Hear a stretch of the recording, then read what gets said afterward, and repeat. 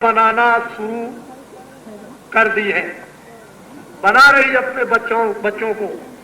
और बच्चे कितने भाव विभोर में, यानी चिल्लाहट नहीं होती है, रोते होते नहीं है इस वक्त में, सब गोदियों में सब सन्नाटा खींच करके पड़े हुए। वो भी, उनको भी इस आनंद का अनुभव हो रहा है, क्योंकि वो तो पवित्र है। उनको तो जिधर चाहे उधर, वो तो एक छोटे से पेड़ है, इधर मोड़ दीजिए इधर मोड़ दीजिए, उनके लिए क्या। लेकिन जब पेड़ बड़ा हो जाएगा तो नहीं मुड़ेगा। कोमल पौधा जो होता है मुलायम, वो जिधर चाहो मोड़ दो, बड़ा हो जाएगा तो मुड़ेगा नहीं। तो इनके हृदय इतने कोमल है, निर्मल है, आंखें इनकी निर्मल, कान इनके निर्मल, बुद्धि निर्मल, मन निर्मल, अंतःकरण निर्मल, जीवात्मा इनकी निर्मल, अभी ये बिल्कुल कोमल है, इधर जिधर भी चाहे उधर मोड़ दे। और ये संस्कार, भारत की माताएं कितनी भाग्यशाली कि ऐसे बड़े, यानी संदेश में अपने बच्चों पर कितना संस्कार डलवा रही। ये भारत में कुछ है, होने वाला है। जिस देश की माताएं अपने अपने बच्चों को, अपने अपने घरों को छोड़कर और इतनी दूर से चली आ रही है कि कहाँ नेपाल और नेपाल की पहाड़ियां, और कहाँ मध्य प्रदेश और महाराष्ट्र की पहाड़ियां। उन पहाड़ियों में मैं घूमता रहा, जिन पहाड़ियों में जाकर के ये नहीं पता चलता कि गांव कहाँ होगा। वहां से लोग चले आ रहे और अपने अपने बच्चों पर कितना जबरदस्त आश्चर्यजनक संस्कार पड़ रहा। इनको जीवन जब याद आएगा तो ये सब के सब बच्चे थोड़े ही दिनों में कहेंगे मैं काशी गया था। सतयुग आगमन साकेत महायज्ञ की तैयारियों में, सतयुग स्वागत तैयारियों में जो साकेत महायज्ञ हुआ था, उसमें मैं भी गया था। मेरी माता और मेरे पिता भी मुझको ले गए। ये सब बच्चे आपको बताएंगे अभी थोड़े ही दिनों में। और इन बच्चों की बातों को सुनकर बड़े बड़े लोगों के छक्के छूट जाएंगे। सब लोगों को भारत में प्रेरणा मिलती है। यह ऐसा इतिहास नहीं था कि विश्वामित्र और वशिष्ठ ने राम को मांगकर बना दिया। यह ऐसा इतिहास नहीं था, कुछ सूझबूझ थी कि राज तिलक होने जा रहा था तो वनवास को रवाना कर दिया। कोई वजह थी क्या? विश्वामित्र और लोग जानते नहीं थे? उस समय पर भी त्रिकालदर्शी थे।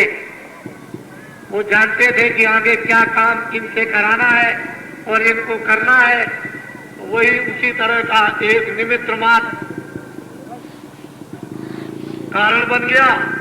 जब कारण बन गया तो समझ लीजिए आप, जब रावण ले गया सीता को तो कारण बन गया, और अब कार्य होगा। उधर राजगद्दी का कारण बना, उधर हो गया वनवास, दोनों बन गए। तो कारण बनता है तो कार्य होता है, बिना कारण के कार्य नहीं होता। और देश में अब कारण बन गया, कार्य निश्चित होगा। अब आपको छोटा सा एक दर्शक सुना, उनको ध्यानपूर्वक आप सुने।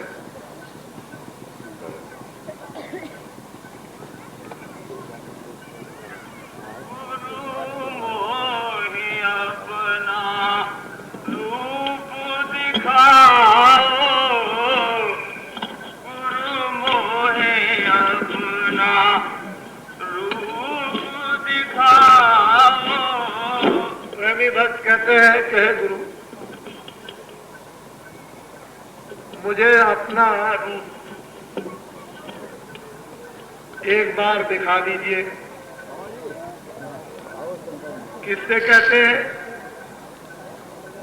ये जो हाड़ मास का है, वो कहते हैं कि ये तो मैंने देख लिया, इस स्वरूप को तो देख लिया कि दो आंखें, तो नाक है, कान है, मुंह है, हाथ है, पैर है, ये गोरा और सांवला है, ये तो देख लिया।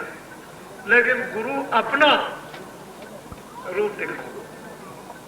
वो कौन सा है ये नहीं, वो कोई और रूप है। तो प्रेमी भक्त आशिक मतवाले कहते हैं कि वो रूप दिखा दीजिए जो आपका है। उसके देखने के लिए कितने लालायत और व्याकुल कि वो दिखा दीजिए, एक दफे उस रूप की झलक चमक वो दिखा दीजिए, वो दे दीजिए। हाँ, यह तो रूप धारा तुम सर गुण जीव उबार कराओ।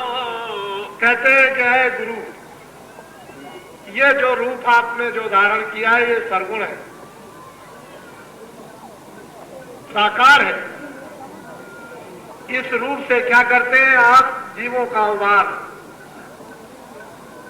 संसार में जो फंसे हुए हैं बुरे कामों में उनसे निकालना, अच्छे कामों की तरफ लगाना और अच्छे कामों को भी छुड़ा देना, ये तो आपका रूप सरगुण है, साकार।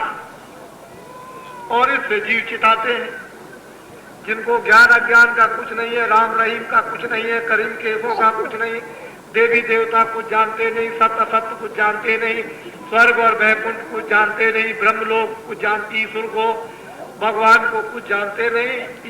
ये रूप सरगुण है और ये जीवों के उबार के लिए। ये रूप आपका असली नहीं है।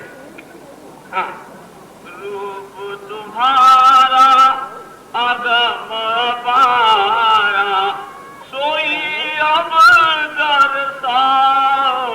कहते हैं कि गुरु जो रूप आपका अगम और अपार है, जो वर्णन करने में, कहने में नहीं, कथन करने में नहीं आता, लेखनी में नहीं आएगा, वो अगम और अपार एक बार उसको दिखा दो। वो ऐसा रूप है कि नूर कहे तो बनता नहीं, नूर का समुद्र कहे तो बनता नहीं, प्रकाश का सागर कहे तो बनता नहीं। ऐसा अगम और अपार उस नूर का, प्रकाश का, लाइट का अथाह सागर है। एक दफे उसकी झलक दे दीजिए, वो बता दीजिए, दिखा दीजिए। ये तो सगुण है, साकार है, लेकिन वो आंख दे दीजिए जिससे एक झलक देख लें, दिव्यात ज्ञान चक्षु जीवनेत्र, जिससे काम भस्म हो जाए, कामनाएं खत्म हो जाए। भस्म का मतलब मर नहीं, इच्छा खत्म, विकल्प खत्म, संकल्प खत्म। वो आंख दे दीजिए जो शिव जी को मिली थी, कामना भस्म। शिव जी नहीं, आंख खुलने पर चले गए, वो कहीं शरीर नहीं छोड़ गए, लेकिन इच्छाएं खत्म। वो रूप अपना आगम और अपार एक बार दिखा दीजिए। ऐसी भक्त प्रेमी प्रार्थना मिन्नत करते हैं बार बार। हाँ, देखो रूप मगन पे बैठूं अभय दान दिलवा। कहते हैं कि गुरु अगर एक बार कहीं वो रूप मिल गया जो आपका असली रूप है, अगम और अपार, तो बस मगन होकर के बैठ जाऊंगा और अभय दान मिल जाएगा। फिर संसार में कोई डर नहीं, कोई किसी तरह का किसी से डर नहीं। गुरु काम क्या करते हैं? कोई भक्त जंगल में, कलकत्ते में, बंबई में, कोई गांव में किसी की यदि आज शरीर छूटता है और वो अगर दिल्ली में बैठ के सत्संग कर रहे, तो क्या आप उनको समझते हैं कि वो जानते नहीं? वो अपना अड्डा वहीं पर अपना जमाए रहते हैं जहां ये सब के सब वही जाते हैं, वही बैठे रहते हैं, उसी जगह। वो तो जगह छोड़ते ही नहीं और उतनी ऊंची मंजिल पर बैठ करके ही बात करते हैं, 24 घंटे देखते रहते हैं, कौन जा रहा, कौन आ रहा, क्या होगा, क्या नहीं होगा, ये सब वहां से बैठ करके सब देखते हैं। तब तो प्रेमियों की रक्षा करते हैं, नहीं तो प्रेमी तो चले जाए 84 नर को। जब नानक जी जाने लगे तो उन्होंने देखा कि देखे हमारे सब जीव पहुंच गए कि नहीं पहुंच गए। जब जाने की तैयारी हुई तो एक जीव नहीं मिल रहा था।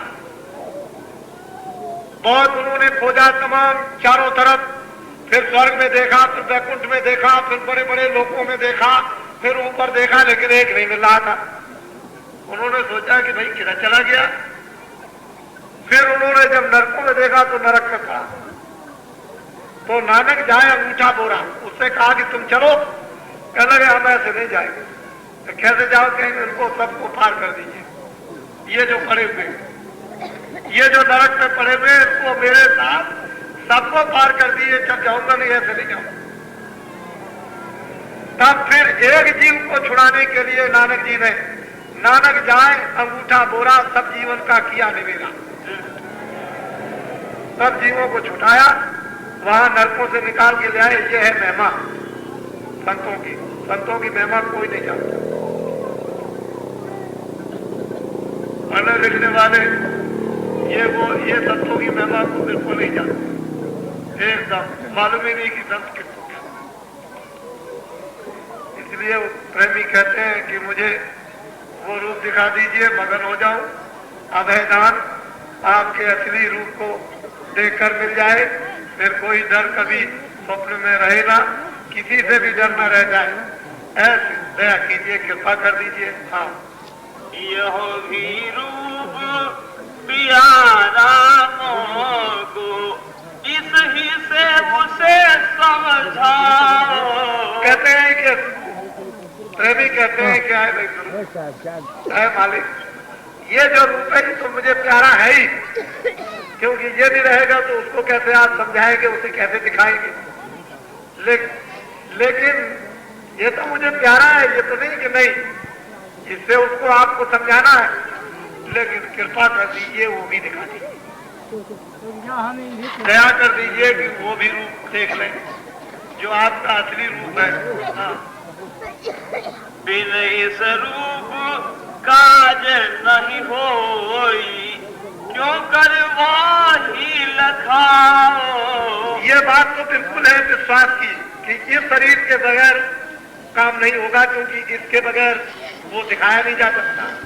जब साकार रूप आएगा तभी इससे आप उसको दिखाएंगे, समझाएंगे, नहीं तो कैसे मिलेगा। तो इस रूप की तो महिमा है। संत जब आए सबसे पहले जब मालिक का भेद ब्रह्मांडों का, तमाम लोकों का, त्रिलोकियों का, बड़े बड़े देशों का, मुल्कों का, जब अंदरूनी राज जब खोला तो सबसे पहले खोलने वाले कबीरदास। इसके पहले ऋषि मुनि महात्मा तमाम तपस्या करने वाले, ये सब के सब, और ये जो असली जो राज था उसको सबसे पहले उन्होंने आकर के बताया। उसके बाद में बहुत हुए, फिर तो तांता लग गया और जीव बहुत यहाँ से वहां पहुंचाए गए जहाँ से आए थे, उसी घर में। उन संतों महात्माओं ने बड़े संस्कार जीवों पर डाले, डालते डालते संस्कार इस योग किया कि पीछे बाद में जब आएंगे महात्मा तो उनको सुविधा हो जाएगी और आप उनके प्रति विश्वास करने लगेंगे और जल्दी से जल्दी साधना में लग जाएंगे और अपने मालिक की खोज में सब लोग तड़पने लगेंगे। दर्शन के लिए व्याकुलता होने लगेगी और घर का पता ठिकाना पाकर घर की तरफ चल पड़ेंगे। महात्माओं ने बहुत भरसक बहुत बड़ी दया की, कष्ट उठाए, इसमें कोई संदेह नहीं है, लेकिन जो दया छोड़ गए वो यहाँ के कण कण और जर्रे जर्रे में पार्वती और काशी विश्वनाथ बम बोले जब तपस्या कर रहे थे उत्तराखंड की तरफ, तो दोनों के दोनों चले जा रहे थे। एक मार्ग में एक जमीन आई तो शंकर जी ने उस जमीन पर साष्टांग प्रणाम किया और रोने लगे।